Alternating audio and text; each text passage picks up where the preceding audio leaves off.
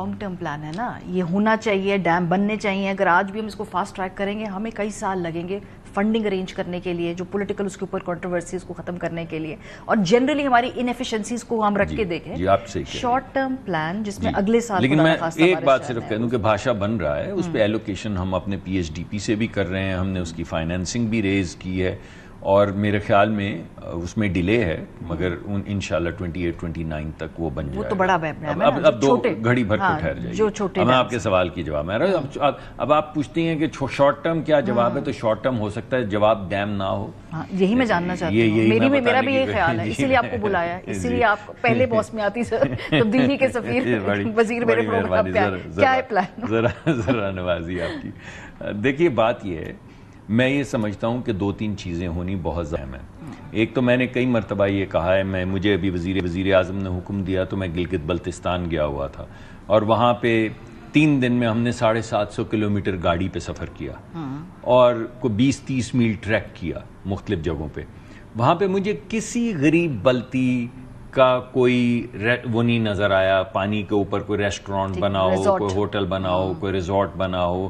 کچھ وہاں کے علاقائی تھے, زیادہ تر باہر کے لوگوں کے بڑے بڑے ہوٹل, بڑے بڑے ریزورٹ, وہ رئیس لوگ, امیر لوگ, طاقتور لوگ جو پولیٹیکلی بھی کنیکٹڈ ہیں, جو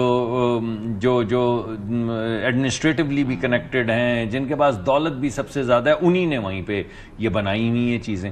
تو پہلی بات تو یہ ہے کہ جب اگر آپ پانی کے راستے میں آئیں گے تو پانی تو بے پرواہ ہے, پانی کو تو فرق نہیں پڑتا اس کے راستے میں کون آئے. تو پانی تو آپ سوچیں کہ جب ہمالیاز کو توڑ کے نکلتا ہے تو پہاڑ گراتا ہوا چلتا آتا ہے, اور بولڈرز, یہ آپ کی جو میز ہے, اس سے دگنے بولڈرز کنکر کی طرح اڑتے چلے جاتے ہیں. پانی کو کیا فرق, اگر ہمالیہ نہیں اس کو روک سکتا تو اس کو ایک چھوٹا سا ریزورٹ کیا روکے گا.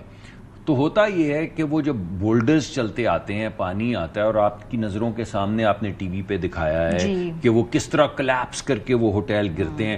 جب یہ کلیپس کرتے ہیں تو لوہے کے وہ گارڈر یا وہ سریا یا وہ کانکریٹ کے بلاکس, یہ میزائل بن جاتے ہیں نیچے کی بستیوں کے لیے.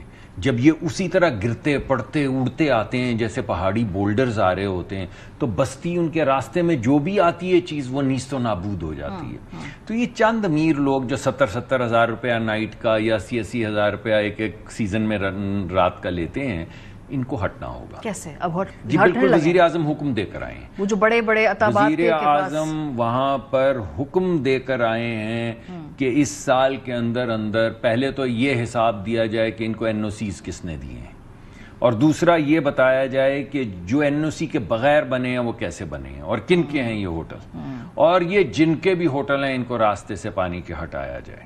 تو یہ حکم ہو چکا ہے.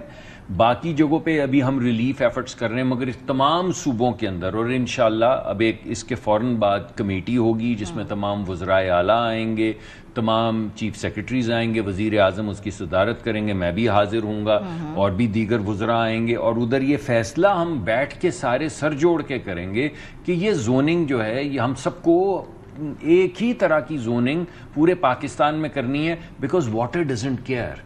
میں نے جیسے آپ کو بتایا, پانی تو اپنا راستہ لے گا, ہمالیہ نہیں روک سکا, امیر غریب کسی کی تفریق کرتے ہوئے اس کو بات آ جا رہا ہے. جو اللیگل آپ کی ہاؤسنگ کالونیز بن گئی ہیں یا اللیگل کاشتکاری ہو رہی, مثلا مجھے پرائم منسٹر نے کہا تم چناب چلے جاؤ, تو میں چناب کے کنارے جو ہے نا وہ ہاریزونٹلی دریا کے ساتھ ساتھ مختلف گاؤں میں چلتا چلا گیا.